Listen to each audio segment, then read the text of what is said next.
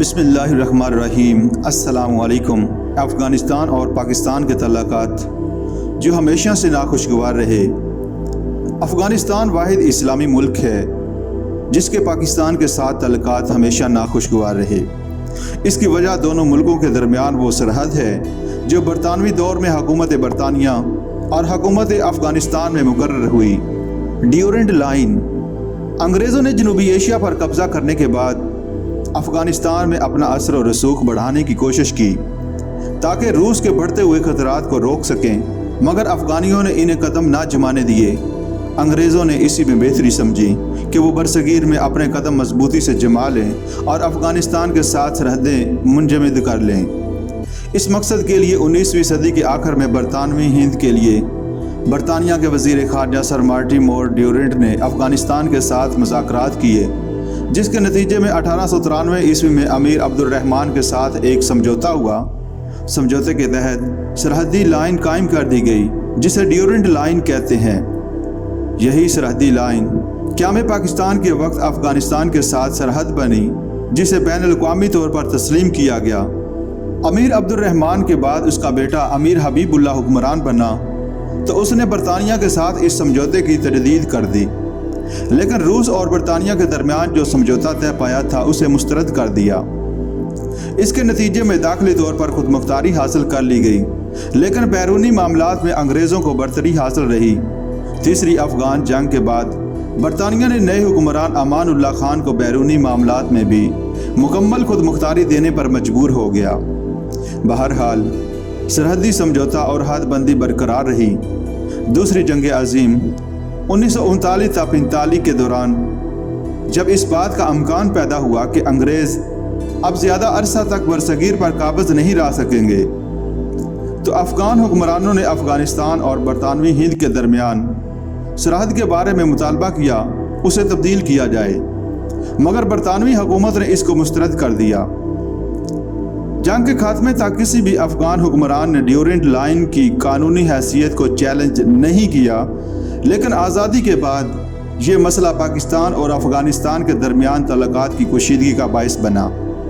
قیام پاکستان کے وقت افغانستان نے ڈیورنٹ سرحد پر نظر ثانی کا مطالبہ کیا، مگر پاکستان کا موقف یہ تھا یہ سرحد یا لائن افغانستان نے انگریزوں کے ساتھ مذاکرات کے ذریعے طے کی تھی۔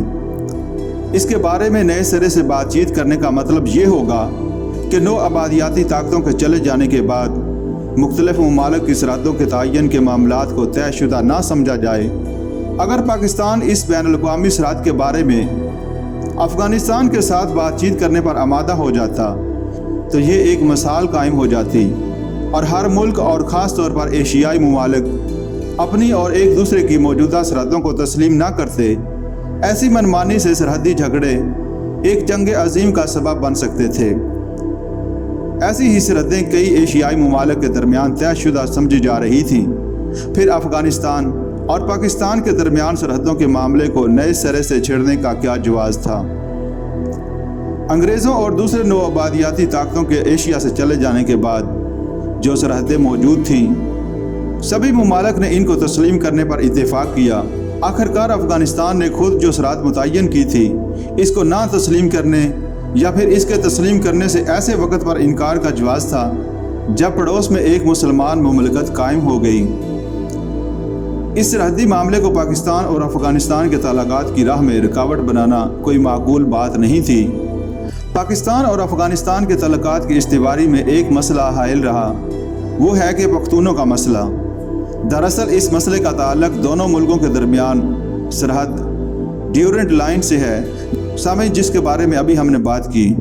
افغانستان کا موقف یہ ہے کہ ڈیورنٹ لائن نے پختون قبائل کو جدا کر دیا ہے اور ان کے علاقے کو برطانوی ہند میں زبردستی شامل کیا گیا۔ انگریزوں کے زمانے میں افغانستان برطانوی حکومت کو قائل نہ کر سکا اور خاموش رہا۔ برطانوی ہند میں رہنے والے پختون جب اپنی مرضی سے پاکستان میں شامل ہوئے تو نئی مملکت کے بارے میں افغانستان کا رویہ بدل گیا۔ دراصل افغانستان کے رویے کے پس پردہ بیرونی اثرات کار فرما تھے۔ دنیا میں بہت سے ملک ہیں جن میں مختلف زبانوں اور نسلوں کے لوگ رہتے ہیں۔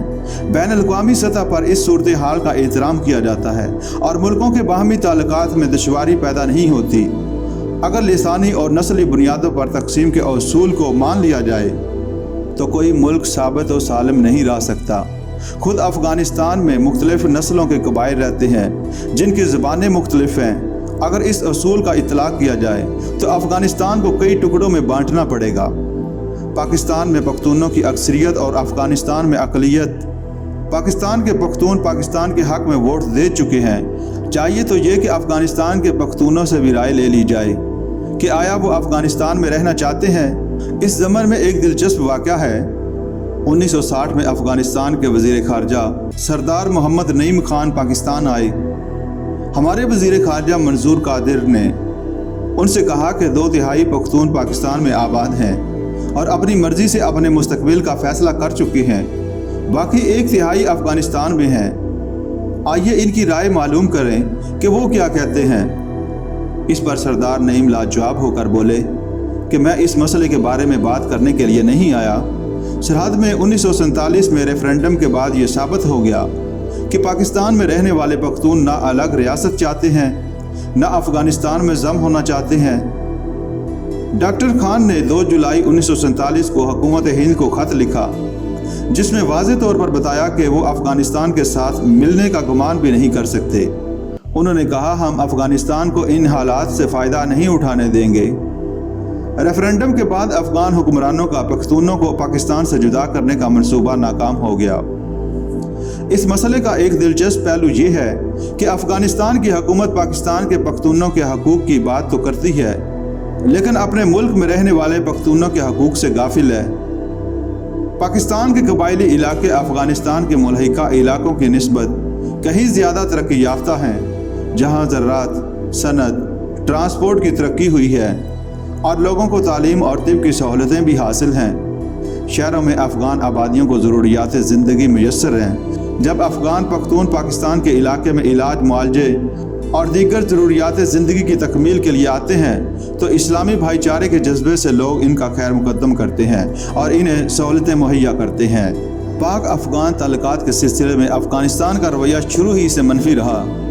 सितंबर 1947 में अक़वाम मुत्तहिदा में पाकिस्तान की रुकनीत के सिलसिले में अफ़गानिस्तान ने मुखालफत की। 2 महीने बाद नवंबर 1947 अफ़गान नुमाइंदे ने अक़वाम मुत्तहिदा को बताया कि इसका वोट मनफी ना समझा जाए क्योंकि पाकिस्तान और अफ़गानिस्तान मुज़ाकरात के ज़रिए मसाइल तय करेंगे। पाकिस्तान ने अफ़गानिस्तान को तजारती सहूलतें मुहैया कर दी और समंदरी रास्ते से बैरूनी तिजारत की इजाज़त भी दे दी।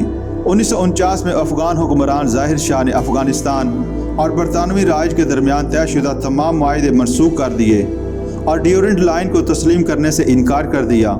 साथ ही पख्तूनों के हकूक़ के बारे में मन घड़त दास्तानें बयान करना शुरू की।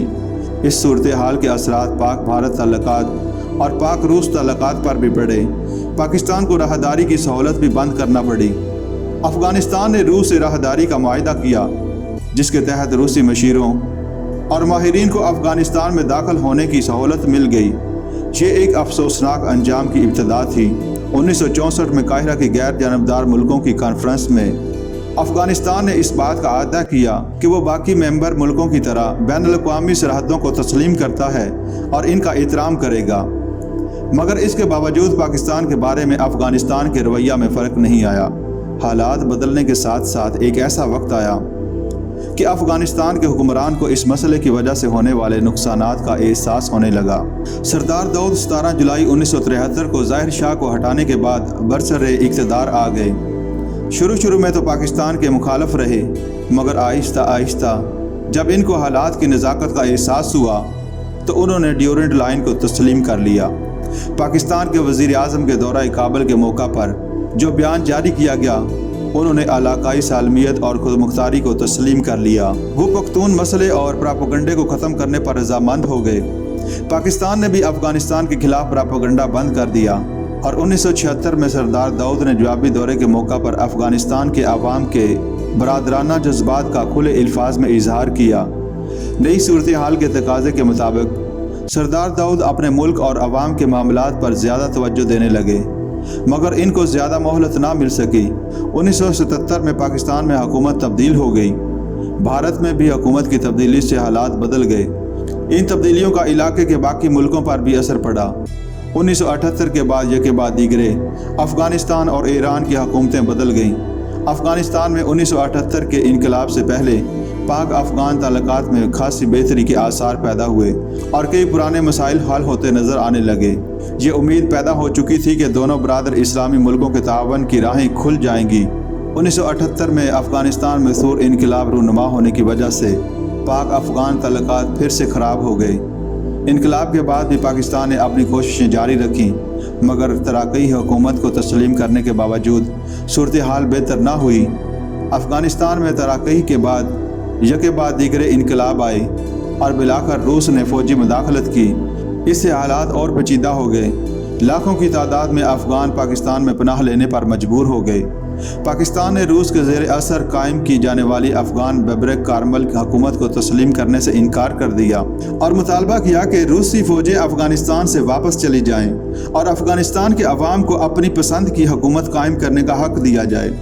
अफ़गान पनाहगज़ीनों की बढ़ती हुई तादाद ने पाकिस्तान के लिए एक बहुत बड़ा मसला पैदा कर दिया। पाकिस्तान इक़्तिसादी लिहाज से चूँकि इतना मजबूत ना था कि अफ़गान पनाहगज़ीनों का बोझ बर्दाश्त कर सकता। अफ़गान पनाहगज़ीनों की इमदाद के लिए इसने बैनुल अक़वामी इमदाद की अपील की। साथ ही साथ अफ़गानिस्तान की खाना जंगी के असरात से पाकिस्तान की सलामती को नए ख़तरात लाहक हुए।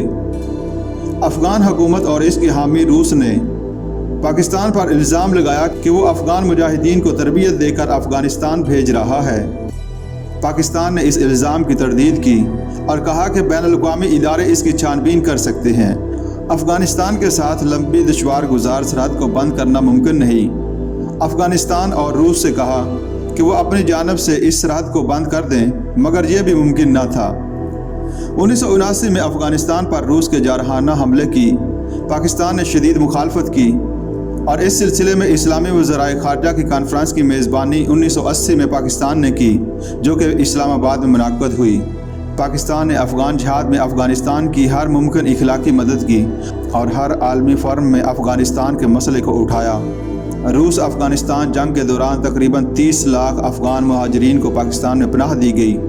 पाकिस्तान ने 1992 में अफ़गान मुजाहिदीन की हुकूमत, 1994 में तालिबान हुकूमत और जून 2002 में करज़ई हुकूमत के कायम होने पर इन्हें फ़ौरन तस्लीम कर लिया और दोस्ती का हाथ बढ़ाया। 23 दिसंबर 2002 को पाकिस्तान समेत 6 ममालिक ने काबुल में अफ़गान अवाम के तहफ़्फ़ुज़ और अफ़गानिस्तान में अदम मुदाखलत के माहिदे पर दस्तखत किए।